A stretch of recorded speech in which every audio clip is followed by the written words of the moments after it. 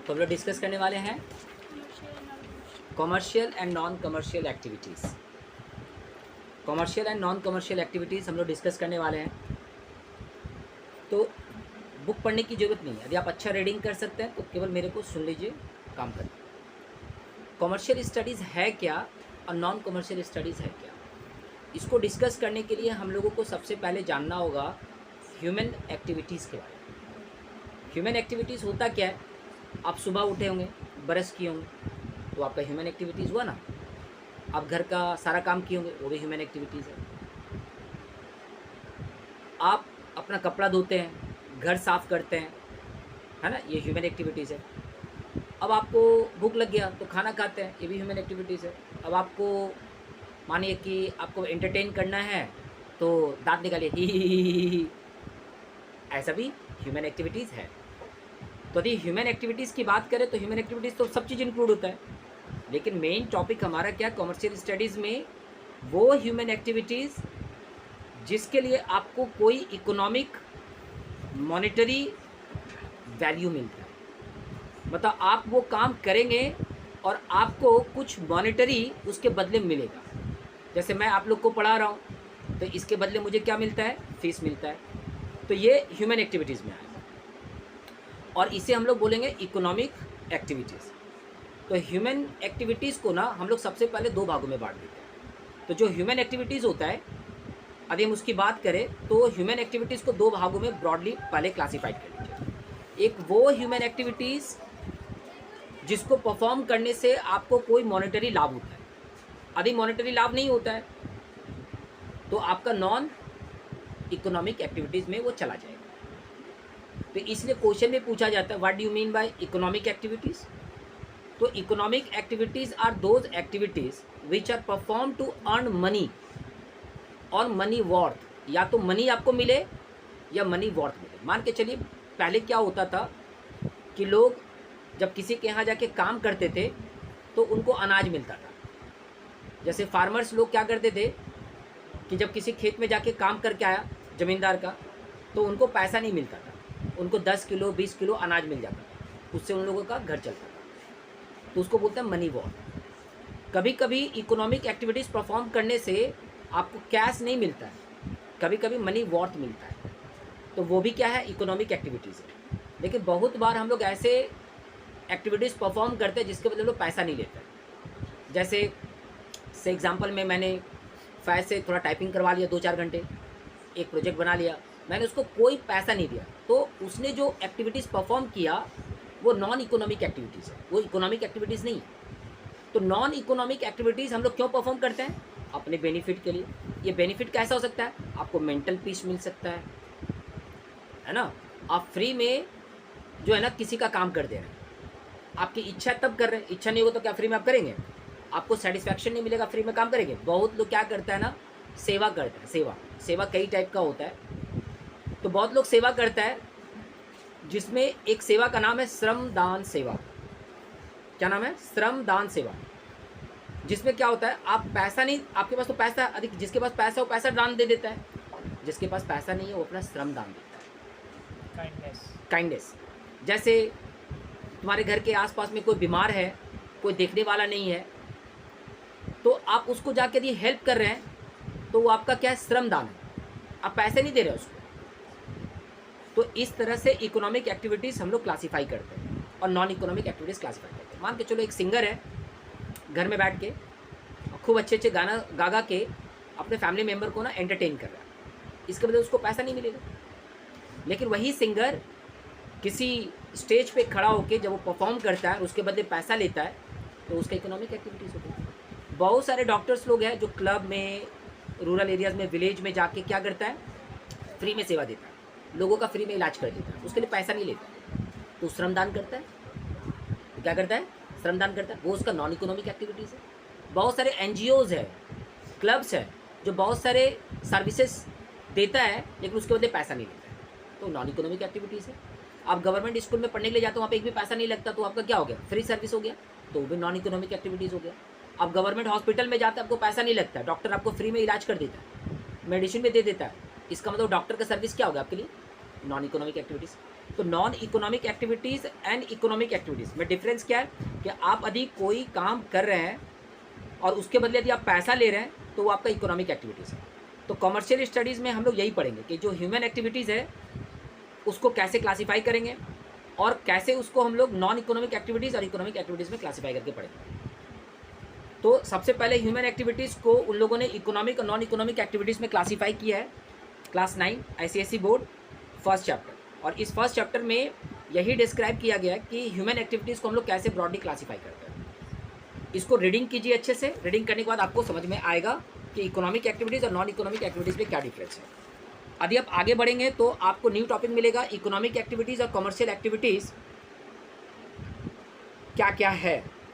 तो मान के चलिए कि जो इकोनॉमिक एक्टिविटीज़ और जो कमर्शियल एक्टिविटीज़ है उस एक्टिविटीज़ को पहले समझते हैं। कोई भी काम करते हैं ना हम लोग तो उसमें स्टेप बाय स्टेप होता है, मतलब वो काम ना अचानक फिनिश नहीं हो जाता। मान के चलो कि यदि हमको खाना बनाना है तो हम सोच लिए खाना बन गया, उस पर कई सारे स्टेप होंगे, नहीं होंगे। यदि हमको कपड़ा धोना है तो उसमें भी कई सारे स्टेप्स होंगे। आपको पहले कपड़ा सर्फ के पानी में डालना होगा, फिर उसको रगड़ना होगा, है ना, फिर आपको धोना होगा, फिर सुखाना होगा। तो एक्टिविटीज़ इन्वॉल्व होता है, प्रोसेस इन्वॉल्व होता है। जब आप कोई सर्विस किसी को देते हैं जहाँ पे आप ह्यूमन एक्टिविटीज़ आप परफॉर्म करते हैं, तो ह्यूमन एक्टिविटीज़ परफॉर्म करने के लिए भी उसमें कुछ स्टेप्स होते हैं। तो कमर्शियल स्टडीज़ में हम लोगों को ये भी पढ़ाया जाएगा कि वो कौन कौन से स्टेप्स हैं। तो उस स्टेप की यदि बात करें तो सबसे पहला स्टेप है हमारा, मान के चलो ये स्टेप्स भी है और साथ ही साथ आप कह सकते हैं कि ये उसके फीचर्स भी है। जो स्टेप्स इन्वॉल्व होता है वो उसका फीचर्स बन सकता है। तो मान के चलिए कि आप कमर्शियल एक्टिविटीज़ की जब भी बात करेंगे तो आप पहले मोटिव ढूंढ लीजिए कि मोटिव क्या है, आखिर वो ऐसा काम क्यों कर रहा है। उसका मोटिव पैसा लेना है क्या, उस सर्विस देने के बाद क्या पैसा लेगा। यदि ऐसा कोई मोटिव उसमें इन्वॉल्व है तो कमर्शियल एक्टिविटीज़ है ना। कोई भी ह्यूमन एक्टिविटीज़ में पहले मोटिव ढूंढिए कि वो ऐसा क्यों कर रहा है। यदि वो पैसा लेने के लिए कर रहा है तो आप उसको बोलेंगे कमर्शियल एक्टिविटीज़। यदि मान के चलिए कि कोई व्यक्ति यदि अपना सर्विस दे रहा है तो कुछ ना कुछ प्रोड्यूस होना चाहिए। जैसे मान के चलो कि मैं यहाँ पे अभी चिल्ला चिल्ला के मैं बोल रहा हूँ कि ये ह्यूमन एक्टिविटीज़ है, ये इसका क्लासिफिकेशन है, तो ये चीज़ें सुन के तुम्हारे अंदर में इंटेलेक्चुअल डेवलपमेंट हो रहा है और तुम्हें इसके बारे में नॉलेज हो रहा है। इसका मतलब मैं तुम्हारे नॉलेज को इंक्रीज़ कर रहा हूँ, मतलब मैं प्रोडक्शन कर रहा हूँ, सर्विस प्रोड्यूस कर रहा हूँ। डॉक्टर जब किसी बीमार को इलाज करता है तो वो भी प्रोड्यूस करता है अपने सर्विस से। एक इलाज, एक बीमार व्यक्ति को स्वस्थ व्यक्ति में कन्वर्ट करना, ये भी क्या उसका प्रोडक्शन है। एक बीमार व्यक्ति को प्रोड्यूस करना किस में, स्वस्थ व्यक्ति में कन्वर्ट कर देना, ये उसका प्रोडक्शन है। तो जितने भी सर्विस है, जितने भी ह्यूमन एक्टिविटीज़ होता है उसमें प्रोडक्शन होता है। अब ऐसा नहीं है कि फैक्ट्री में से बिस्किट बन के आता है तो बोलेगा अरे डॉक्टर परफॉर्मेंस कर रहा है तो कौन सा बिस्किट बन के आया। ऐसा कोई क्लासिफिकेशन नहीं है, वहाँ पे सर्विस प्रोड्यूस होता है, ये आपको समझना होगा। अभी हम लोग इकोनॉमिक रिसोर्सेज की बात करें तो देखो, यदि किसी व्यक्ति को यदि किसी चीज़ का ज़रूरत है, यदि किसी व्यक्ति को किसी चीज़ का ज़रूरत है तो वो उसको मिल कैसे रहा है।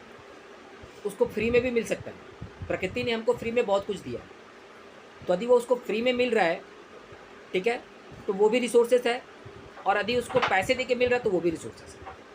तो जितने भी रिसोर्सेज हमारे पास अवेलेबल है उसको भी हम लोग दो भागों में डिवाइड कर देते हैं। तो वो रिसोर्सेज जो आपको अवेलेबल है फ्री में, उसको नेचुरल रिसोर्सेज करते हैं या गॉड ऑफ गिफ्ट करते हैं।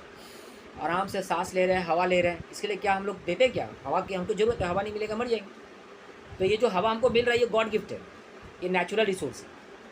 लेकिन ये पेंसिल की जब हमको ज़रूरत पड़ता है तो गॉड गिफ्ट नहीं है, हमको दुकान से खरीद के लेके आना पड़ता है। ये जो ठंडा खरीद के लेके आए हो अपने प्यास बुझाने के लिए, स्पेशल प्यास बुझाने के लिए, ये स्पेशल प्यास बुझाने के लिए हम लोग ले तो आए, इसके लिए पैसा देना पड़ा। तो इस रिसोर्सेज को बोलेंगे इकोनॉमिक रिसोर्सेज। क्यों? क्योंकि इसके लिए हमको पैसा देना पड़ा। तो जब सर्विस प्रोड्यूस हो रहा है तो सर्विस का पैसा लग रहा है क्या। यदि आप इतना चेक कर लेते हैं कि यदि कोई सर्विस प्रोड्यूस हो रहा है तो क्या उसका पैसा लग रहा है क्या। यदि पैसा लग रहा है तो आप उसको क्या बोलेंगे, इकोनॉमिक रिसोर्स। और यदि कोई सर्विस आप इंजॉय कर रहे हैं लेकिन आपको पैसा नहीं लग रहा है तो उसको बोलेंगे नॉन इकोनॉमिक रिसोर्स। तो economic resources and non economic resources भी हम लोग ऐसे आइडेंटिफाई कर लेते हैं। इसके अलावा हमारे पास कुछ पॉइंट है, वो है रैशनल यूज़। जो फ्री में मिला है ना, आप उसको जैसे चाहो वैसे यूज़ करो, है ना। एक बार सांस लेना, आप 10 बार सांस ले लो, कोई फ़र्क नहीं पड़ता है ना। नदी में जाइए, खूब फटाफट फटाफट, पानी कहीं पे गिर रहा है फ्री में, बर्बाद कीजिए, कोई दिक्कत नहीं। नदी में जाइए, पूरा डुबकी मन लगा के पूरा नहाते रहिए, कोई प्रॉब्लम नहीं है। जो फ्री में अवेलेबल है उसको आप जितना चाहे उतना यूज़ कर सकते हैं, लेकिन जब पैसा लगता है ना तो आप रैशनल यूज़ में आ जाते हैं, मतलब जितना ज़रूरत है उतना यूज़ करेंगे। क्यों? क्योंकि उसके लिए पैसा लगता है। तो जहाँ पे इकोनॉमिक एक्टिविटीज़ होगा, जहाँ पे कॉमर्शियल स्टडीज़ होगा, वहाँ पे आपको रैशनल यूज़ देखने के लिए मिलेगा। मतलब एक व्यक्ति जो है ना, एक टीचर के पास पढ़ रहा है, यदि उसको समझ में नहीं आ रहा तो दूसरे टीचर के पास भी जाके वो पढ़ सकता है, ठीक है। लेकिन यदि सिनेरियो ऐसा है कि जिसको फ्री में सर्विस मिले तो 10 गो टीचर के पास चला जाएगा, ऐसा होता है।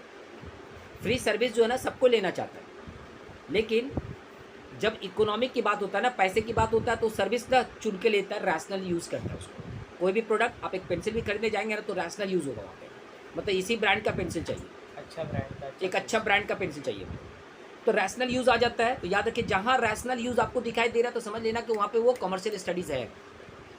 रैशनल यूज़ यदि हो रहा है मतलब समझ लेना कमर्शियल स्टडीज़ है, वहाँ पे इकोनॉमिक एक्टिविटीज़ है, सर्विस प्रोड्यूस हो रहा है जिसके लिए पैसा लगेगा, तभी रैशनल यूज़ होगा। और एक इकोनॉमिक ग्रोथ की बात हम लोग करते हैं, जहाँ पे सर्विस प्रोड्यूस होगा, मतलब बार बार सर्विस प्रोड्यूस होगा, बार बार पैसे लेंगे, बार बार सर्विस प्रोड्यूस होगा, बार बार पैसे लेंगे। डॉक्टर के पास जितने बार जाओगे उतने बार फीस लगेगा, वकील को जितने बार बुलाओगे उतने बार फीस लगेगा। तो हर जगह पे जहाँ पे सर्विस प्रोड्यूस हो रहा है, स्कूल का टीचर हर महीने अपनी फ़ीस लेता है ना। तो जो भी इकोनॉमिक एक्टिविटीज़ होता है वहाँ पे ग्रोथ देखने के लिए मिलता है। मॉनेटरी बेनिफिट जब होता है तो उस मॉनेटरी बेनिफिट से ग्रोथ भी होता है। इसके साथ हमारा लीगल एंड वैलिड। तो याद रखिए, इकोनॉमिक एक्टिविटीज़ या कॉमर्शियल स्टडीज़ में हम लोग ना इलीगल चीज़ों को शामिल नहीं करते। गवर्नमेंट के नियम कानून को फॉलो करके ही इकोनॉमिक एक्टिविटीज़ परफॉर्म किया जाता है। जैसे मान के चलो मैं सर्विस दूंगा, लेकिन मैं सर्विस क्या दूंगा पता है? मैं सर्विस दूंगा मर्डर करने का। भाई किसी को मर्डर करवाना तो आओ, 10 लाख रुपया दो, हम मर्डर कर देंगे। इलीगल हो गया। क्या हो गया? इलीगल। अच्छा चलो 100 रुपया दो, हम मर्डर कर देंगे किसी का, तब तो इलीगल हो गया। इलीगल हो गया मतलब ये नहीं है इकोनॉमिक एक्टिविटीज़। लीगैलिटी में रह के आपको इकोनॉमिक एक्टिविटीज़ प्रोड्यूस करने हैं या सर्विसेज आपको प्रोड्यूस करना है। लीगल, जिस देश में, जिस जगह में, जिस सोसाइटी में रहते हैं वहाँ के नियम कानून को मानना होगा, और तब जाके आप इकोनॉमिक एक्टिविटीज़ परफॉर्मेंस करेंगे। तो लीगल एंड वैलिड होना चाहिए, नियम कानून के आधार पे वो क्या होना चाहिए? बिल्कुल परफेक्ट होना चाहिए। नेक्स्ट है सोशल डिज़ायरेबल। अरे भाई जो सोसाइटी चाह रहा है वही प्रोड्यूस करेंगे। मान कर जो बच्चा जो है ना, साइंस का बच्चा, उसको मैथ्स पढ़ना है, मैं बोलूँगा हिस्ट्री पढ़ लो, पॉसिबल नहीं है। Desirable services and desirable product उसे अवेलेबल कराना होगा। ये सारे फीचर यदि अवेलेबल है तो कमर्शियल स्टडीज़ है, उसके फीचर भी है, प्रोसीजर भी है, ये स्टेप्स भी में भी आ जाता है। कई सारे एग्जांपल्स मेंशन है, पढ़ सकते हैं, अलग अलग बुक्स में अलग अलग एग्जांपल्स मिल जाएंगे, अलग अलग राइटर में, बट सबका मोटिव वही है। मान के चलो एक मैन्युफैक्चरर यदि कोई चीज़ का प्रोडक्शन कर रहा है, ये मोबाइल, मैं ऐड नहीं कर रहा हूँ किसी कंपनी का, देखो कोई कंपनी नहीं आ रहा है, ये मोबाइल है, ये मोबाइल कंपनी प्रोड्यूस किया, हमारे हाथ में आया, वो मैन्युफैक्चरर जो प्रोड्यूस किया, इकोनॉमिक एक्टिविटीज़, पैसे लेके दिया ना, नियम कानून के आधार पे दिया, पैसे लेने के बाद उसका ग्रोथ भी होगा, और मोटिव क्या है? पैसा कमाना। तो ये सारे चीज़ें इंक्लूडेड आता है, सारे एग्जांपल आप लगाएंगे इसलिए आ जाएगा। Selling of goods by the retailer. चलो दुकान में चलते एक बिस्किट का पैकेट लेके आते हैं, रिटेलर फ्री में तो देगा नहीं, पैसे लेके देगा। तो पैसे लेके देगा मतलब वो जो सर्विस आपको अवेलेबल करा रहा है, प्रोडक्ट का, बिस्किट का बनाया कोई और है, लेकिन ला के वो मेरे को दे रहा है, उसके बदले पैसा ले रहा है, प्रॉफिट। और ये सर्विसेज भी क्या है? एक तरीके का इकोनॉमिक एक्टिविटीज़ है। तो इस तरीके से हम लोग इकोनॉमिक और नॉन इकोनॉमिक एक्टिविटीज़ के बारे में थोड़ा पढ़ लिए हैं, समझ लिए हैं, ठीक है। तो यदि समझाने में यदि कोई त्रुटि रह गया तो इग्नोर कीजिएगा। अच्छा लगा होगा लाइक ज़रूर कर दीजिएगा, दोस्तों में शेयर कर दीजिएगा, ठीक है। Bye bye.